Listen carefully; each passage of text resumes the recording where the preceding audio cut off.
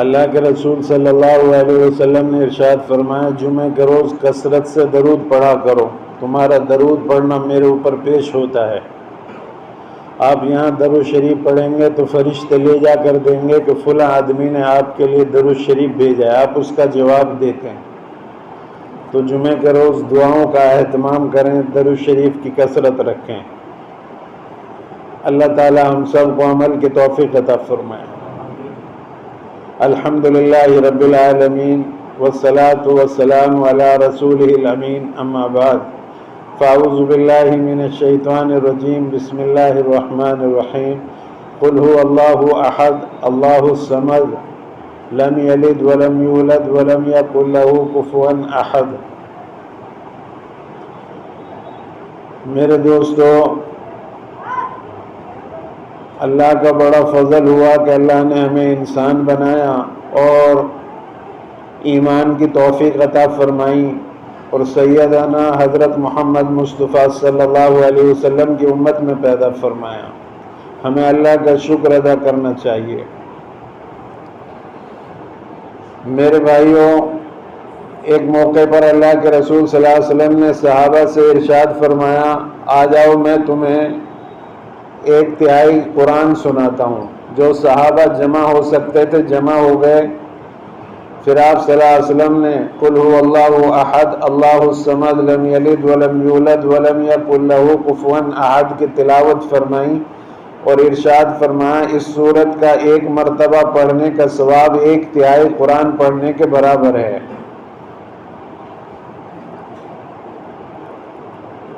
اس میں اللہ تبارک و تعالیٰ نے خالص توحید کا ذکر کیا ہے،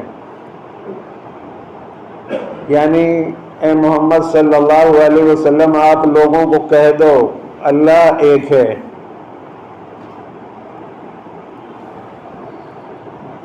میرے بھائیوں، جتنے پیغمبر آئے سب نے امتوں کو یہی سبق پڑھایا اور یہی سبق دہرایا کہ اللہ ایک ہے، میں اللہ کا رسول ہوں، تم اللہ کو ایک مان لو۔ آدم علیہ السلام نے یہ بات اپنی قوم سے اور اپنی اولاد سے فرمائی، لا الہ الا اللہ، اللہ کے سوائے کوئی نہیں ہے۔ نفع نقصان، موت اور حیات، عزت اور ذلت، کامیابی ناکامی، سب کچھ اللہ کے ہاتھ میں ہے۔ وہ دن میں سے رات بناتا ہے اور رات کے اندر سے دن کو لاتا ہے، مردہ سے زندہ کرتا ہے، زندہ سے مردہ بناتا ہے۔ چاند اور سورج کا نظام اس کے ہاتھ میں ہے، اور وہ سدا سے ہے، سدا رہے گا۔ اس کے کوئی بیوی بچہ، اس کے کوئی اولاد اور اس سے کسی کی کوئی رشتہ داری نہیں ہے۔ وہ خالق ہے، تمام مخلوقات کو اپنی قدرت سے اس نے پیدا کیا۔ یہی حج کا مقصد ہے۔ سارے حاجی کیا پڑھتے ہیں؟ لبیک اللہم لبیک۔ اب جو سارے حاجی وہاں پہنچے ہوئے ہیں، یہ کسی درگاہ پہ تھوڑے ہی گئے ہوئے ہیں، یا کوئی کسی بزرگ کا نام تھوڑا ہی لیا جا رہا ہے۔ وہاں سب کا ایک ہی لباس ہوگا جس دن حج ہوگا، اور سب کی زبان پر ایک ہی کلمہ ہوگا، چاہے وہ کسی بھی ملک سے اور کسی بھی زبان سے تعلق رکھتے ہوں، لیکن سب یہی کہیں گے لبیک اللہم لبیک، ہم حاضر ہیں اللہ، تیرا کوئی شریک اور ساجی نہیں ہے۔ توحید کا پاٹ پڑھ کر آتے ہیں وہ وہاں سے۔ یہاں آ کر پھر وہی شیطان بلا دیتا ہے، پھر وہی اپنی گاڑی سے ہونے کا یقین، اپنے مکانات سے، زمینات سے، اپنی اولاد سے اور چیزوں سے نفع نقصان ہونے کا یقین پھر بیٹھ جاتا ہے دل کے اندر۔ ہمیں تمام چیزوں کا یقین اپنے دل سے نکالنا ہے، ایک اللہ کا یقین اپنے دل میں پیدا کرنا ہے۔ نوح علیہ السلام نے اپنی قوم کو یہی بات سمجھائی، جنہوں نے مانا وہ کامیاب ہوئے، بچ گئے طوفان سے، جنہوں نے نہیں مانا ان کے اوپر طوفان آیا، اللہ نے ان کو پانی کے ذریعے سے سب کو ڈبو دیا، نافرمان قوم کو۔ ان نبیوں کے واقعات قرآن میں اللہ نے جو ذکر کیے ہیں وہ اس لیے ذکر کیے کہ ہم ان کو پڑھ کر عبرت حاصل کریں، ان کو سن کر عبرت حاصل کریں کہ اگر ہم اللہ اور اس کے رسول کی نافرمانی کر رہے ہیں تو ہمارے اوپر بھی اللہ کا وہ عذاب آ سکتا ہے۔ اللہ نے اسی لیے تو ان میں قرآن میں ان کا تذکرہ کیا، نوح علیہ السلام کی قوم کا، ابراہیم علیہ السلام کی قوم کا۔ نمرود جو تھا وہ بھی اپنے آپ کو خدا کہلاتا تھا، بتوں کی پوجا کرتا تھا، اس کی قوم بتوں کو تراش کر انہی کو معبود سمجھتی تھی۔ اللہ نے ان کا بادشاہ کو ایک حقیر سے جانور سے ختم کروایا، ایک مچھر سے ختم کرا دیا۔ مچھر کتنا حقیر جانور ہے، اللہ جب چاہے تو اتنا بڑا سپر پاور آدمی کو ناک میں مچھر کو گھسا دے اور اسی کے ذریعے سے اس کا دماغ کو خالی کر دے اور اسی کے ذریعے سے اس کی موت کر سکتا ہے۔ تو اللہ کتنا طاقت والا ہے۔ قوم سمود کو دیکھو، ہوا کے ذریعے سے کسی کو، جب انہوں نے نافرمانی کی، بڑے بڑے قد و قامت والی قومیں تھی اور اپنے آپ کو یہ کہا کرتے تھے ہم سے زیادہ طاقتور کون ہو سکتا ہے، ان کو اللہ نے ہوا کے ذریعے سے ختم کر دیا۔ کسی قوم کو اللہ نے آسمان سے فرشتے بھیجے کہ ان کے اندر چنگاڑ مارو، چیخ مارو، اور وہ چیخ کے ذریعے سارے ختم ہو گئے۔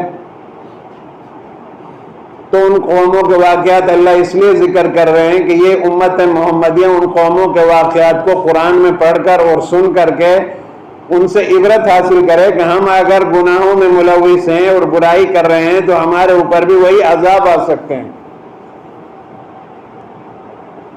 طوفان آ رہا ہے، اس میں بھی ہمیں سچے دل سے توبہ اور استغفار کرنا چاہیے، حلال روزی کا استعمال کرنا چاہیے، توبہ اور استغفار کرنا چاہیے۔ آپ دیکھ رہے ہیں، سن رہے اخبارات میں زبردست کتنے رفتار سے طوفان آ رہا ہے دنیا میں۔ ہم اس کو جو ہے ایک مذاق کا ذریعہ اور ایک جو ہے تذکرہ کر رہے ہیں، بس یہ نہیں ہے کہ توبہ اور استغفار کریں، اللہ سے معافی تلافی کریں، صدقہ خیرات کریں۔ ہم یہ سب عذاب آ رہے ہیں جو ان پر ہمیں اللہ سے معافی تلافی کرنی چاہیے، اللہ سے توبہ اور استغفار کرنی چاہیے۔ آخر میں سیدنا حضرت محمد مصطفیٰ صلی اللہ علیہ وسلم نے حق ادا کر دیا اللہ کے دین کی دعوت دینے کا، سب لوگوں کو سمجھایا۔ مکہ کے لوگوں کو 13 سال تک یہی سمجھاتے رہے، لا الہ الا اللہ کہہ لو کامیاب ہو جاؤ گے۔ مشرکین مکہ نے آپ سے پیشکش کی تھی، ایسا کرو محمد صلی اللہ علیہ وسلم، 1 سال آپ ہمارے معبودوں کی عبادت کر لو، 1 سال ہم آپ کی خدا کی عبادت کر لیں گے۔ تو اللہ نے فوراً سورہ کافرون نازل فرمائی۔ یوں کہ ایسا نہیں ہو سکتا۔ اللہ کے رسول صلی اللہ علیہ وسلم بدر میں گئے اسی وجہ سے، لا الہ الا اللہ کو بلند کرنے کی وجہ سے۔ احد میں آپ کو پریشانی آئی، سب آپ کو اپنا وطن چھوڑنا پڑا، اپنا مکان، اپنا گھر، اپنا شہر، اپنا گاؤں چھوڑنا پڑا، اپنے رشتہ دار چھوڑنے پڑے۔ حضرت عمر رضی اللہ تعالی عنہ نے حجر اسود کو کھڑا ہو کر یہ فرمایا کہ تو پتھر ہے، تیرے اندر نفع نقصان کا کوئی مادہ نہیں ہے، اگر میرے نبی تجھے بوسہ نہ دیتے تو میں تیرا بوسہ نہیں لیتا، تیرے اندر کوئی نفع نقصان پہنچانے کا مادہ نہیں ہے، صفت نہیں ہے، تو ایک پتھر ہے، لیکن صرف اتنی بات ہے کہ میرے نبی نے تیرا بوسہ دیا اس لیے میں تجھے بوسہ دے رہا ہوں۔ ڈنڈا لے کر کھڑے ہو گئے تھے حضرت عمر، یہ تھے توحید کے قائل، تب اللہ کی مدد آئے گی۔ آج ہم لوگوں سے نفع نقصان کا امید لگائے ہوئے ہیں، پیر صاحب سے، حضرت جی سے، درگاہوں پہ جا کر عرس لگانا، قوالیاں کہنا، میلے لگانا اور بزرگوں سے مانگنا، قبروں کا طواف کرنا، یہ سب منع ہے میرے بھائیوں۔ صرف ایک اللہ کی رسی کو، دین کو مضبوط پکڑیں، پھر اللہ کی مدد آئے گی۔ اللہ کی مدد ایسے نہیں آئے گی جس طرح ہم چل رہے ہیں، ہمارے اندر گناہ ڈھیر سارے اور اللہ سے امید لگائے ہوئے کہ مدد آئے گی۔ جو صحابہ کو آئی تھی ایسے کیسے آ جائے گی مدد؟ ایسے کیسے عزت مل جائے گی؟ صحابہ والی عزت تھوڑی مل جائے گی ہمیں۔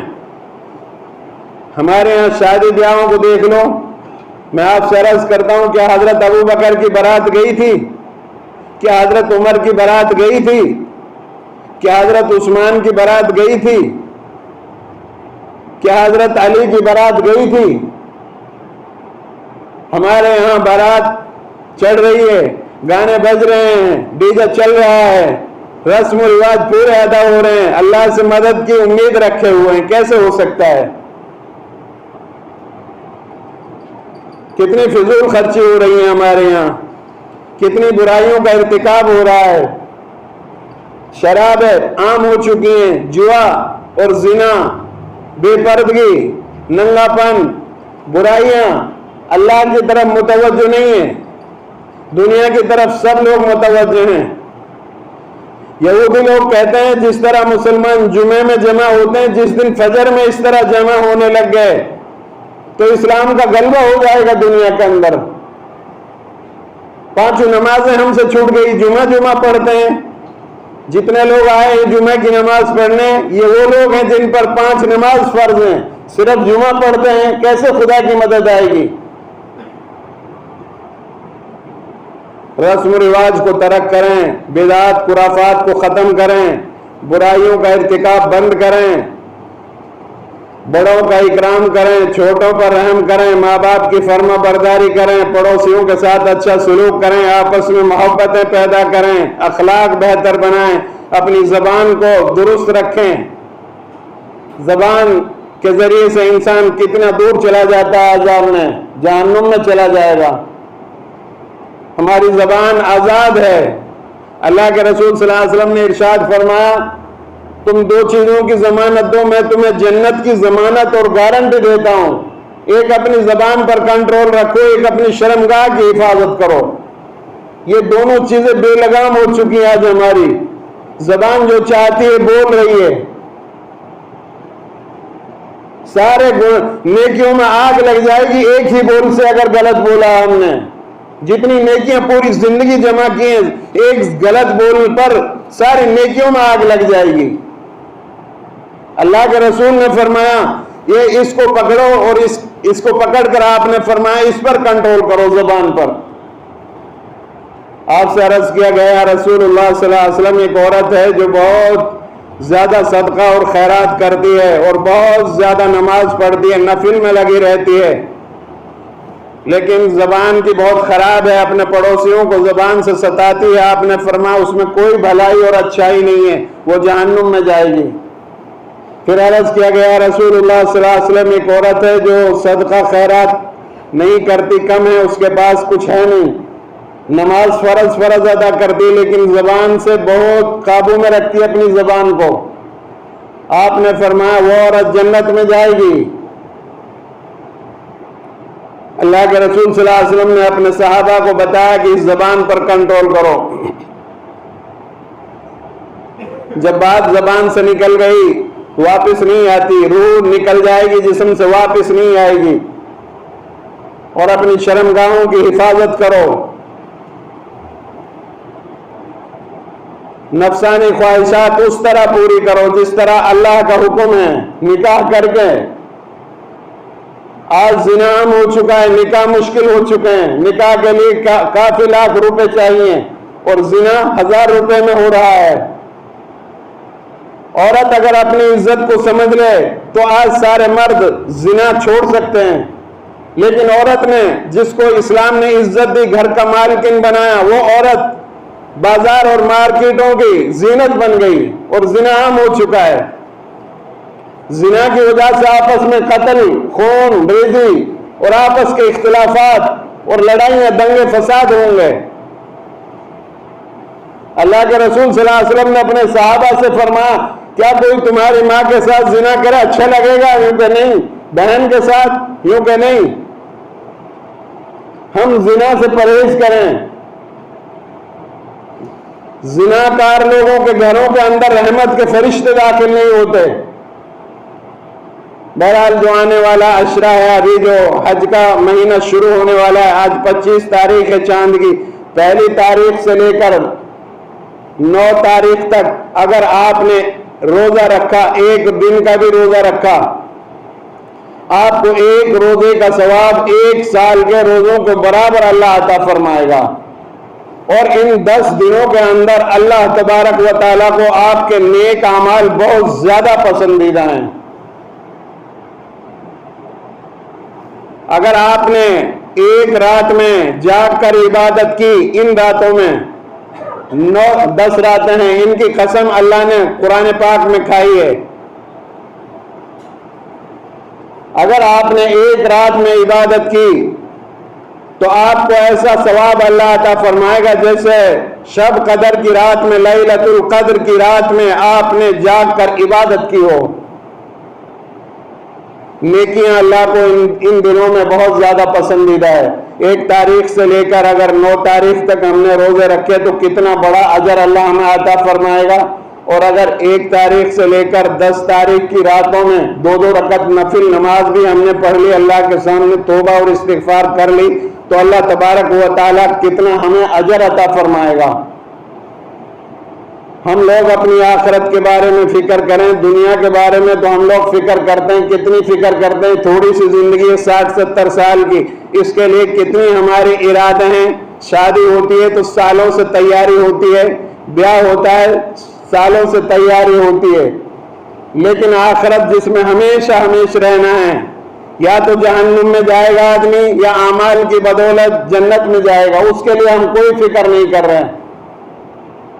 اس کے لیے ہم اللہ سے توبہ اور استغفار کریں، معافی تلافی کریں، اپنے گناہوں پر شرمندہ ہوں اور نیکیوں کے کام زیادہ سے زیادہ کریں۔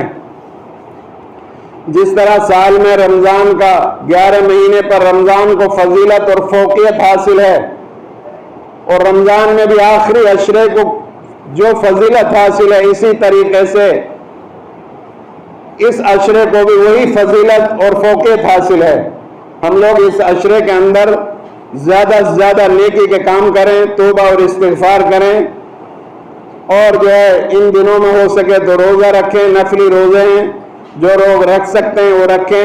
1 روزے کا ثواب 1 سال کے روزوں کے برابر اللہ عطا فرمائے گا۔ اور اگر یوم عرفہ کا آپ نے روزہ رکھا، 9 تاریخ کا جس دن حج ہوگا، اس دن کا اگر آپ نے روزہ رکھا یہاں کے اعتبار سے، تو آپ کا 1 سال گزشتہ کے گناہ اور 1 سال آئندہ کے گناہوں کو اللہ معاف فرما دے گا۔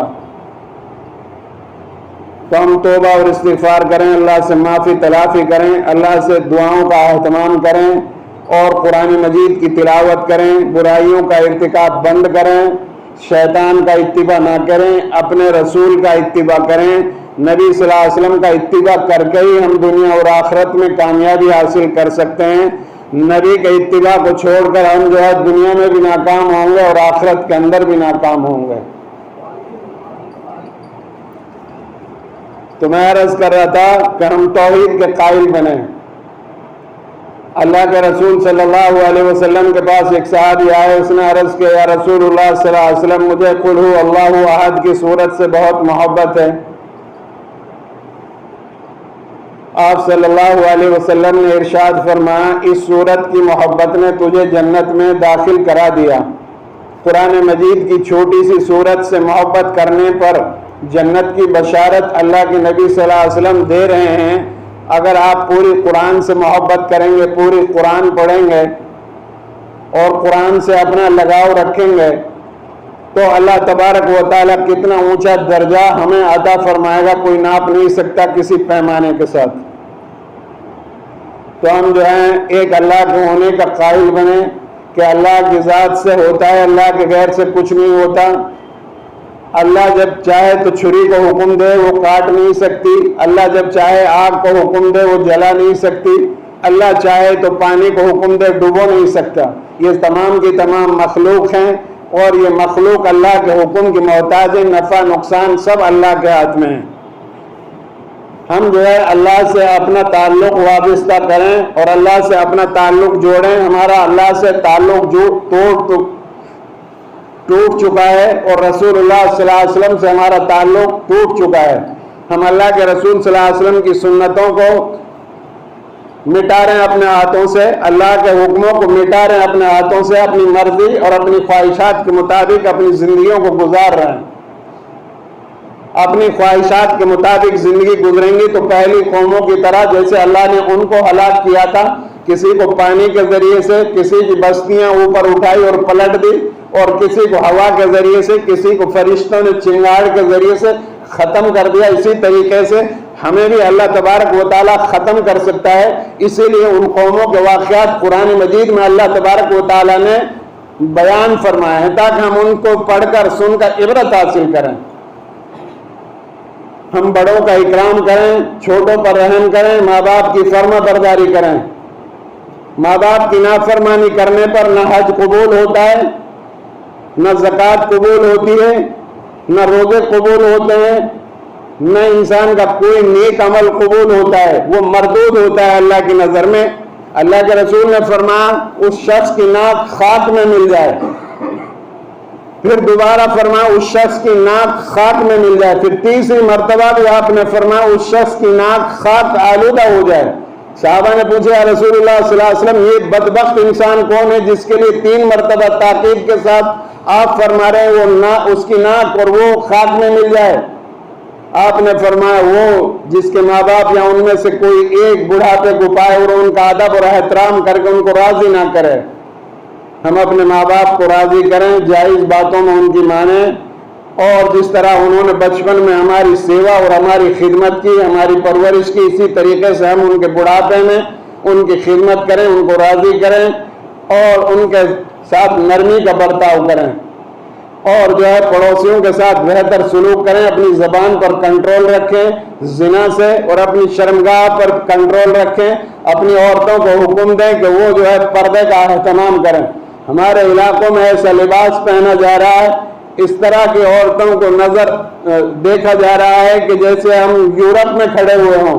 اس طرح کا لباس پہننا اللہ کا عذاب آ رہا ہے. یہ طوفان جو آ رہا ہے یہ اللہ کا عذاب ہے. اس پر ہمیں توبہ اور استغفار کرنی ہے. چاروں طرف ملک کے اندر مسلمانوں کے اوپر گھیرا بندی ہو رہی ہے. مدھیہ پردیش میں ایک اسکول تھا جس میں غیر مسلم بچیاں بھی پڑھتی تھی، مسلمان بھی. وہ حجاب پہنتی تھی، حجاب پہننے کی وجہ سے غیر مسلم بچیاں بھی مسلمانوں کی وجہ سے حجاب پہنتی تھی. تو وہاں کی حکومت نے اس اسکول کو ختم کر دیا، بلڈوزر چلا دیا. آپ کے خلاف جو ہے چاروں طرف جو ہے آپ کے ہوائیں آپ کے مخالف چل رہی ہیں، اور ہم لوگ جو ہے رسم و رواج میں لگے ہوئے ہیں. ہم جو ہیں اللہ کی نافرمانیوں میں لگے ہوئے ہیں. دشمن ہمارے خلاف پلان بنا رہے ہیں، اسلام کو مٹانے کی، مسلمانوں کو مٹانے کی پلان بنایا جا رہا ہے، اور ہم جو ہیں دعوتیں اڑا رہے ہیں، اللہ اور اس کے رسول کے حکم کے خلاف کام کر رہے ہیں. حج پر بھی جا رہے ہیں تو رواج کے ساتھ جا رہے ہیں. زنا عام ہوتا جا رہا ہے. پریشانیاں آ رہی ہیں ہمارے اوپر. طرح طرح کی بیماریوں میں ملوث ہیں، الجھنوں میں ملوث ہیں. نیند کی گولی کھانے کے باوجود سکون اور اطمینان کی نیند نہیں آ رہی ہے ہمیں. بے چینی کی زندگی گزار رہے ہیں. یہ سب اللہ کے عذاب ہیں. ہمیں چاہیے کہ ہم اللہ کی طرف رجوع کریں، توبہ اور استغفار کریں، اللہ سے معافی تلافی کریں، اور آنے والے جو ایام ہیں جن کے بارے میں نے بتایا ان میں اللہ سے معافی تلافی کریں اور عبادت کے لیے خاص کریں. یہ حج کے ایام ہیں، لیکن اگر کچھ جو لوگ حج پر نہیں جا سکے ان حاجیوں کی مشابہت اختیار کر لیں گے، چاہے وہ مشرق میں ہوں، شمال میں ہوں، جنوب میں ہوں، تو اللہ حاجیوں کی عبادت میں ان کو بھی شریک کر لیں گے ثواب میں. ہمیں چاہیے کہ ان ایام میں زیادہ سے زیادہ اللہ سے توبہ اور استغفار کریں اور نیک کام کریں. اللہ کو ان ایام میں نیک کام بہت زیادہ پسندیدہ ہیں. جن لوگوں کا قربانی کرنے کا ارادہ ہو وہ اپنے ناخن وغیرہ پہلی تاریخ تک کاٹ لیں، اس کے بعد جو ہے ناخن وغیرہ نہ کاٹیں. یہ مستحب عمل ہے، بہتر عمل ہے. اللہ سے دعا ہے اللہ رب العالمین مجھے اور آپ سب کو عمل کرنے کی توفیق عطا فرمائیں. وآخر دعوانا الحمدللہ رب العالمین.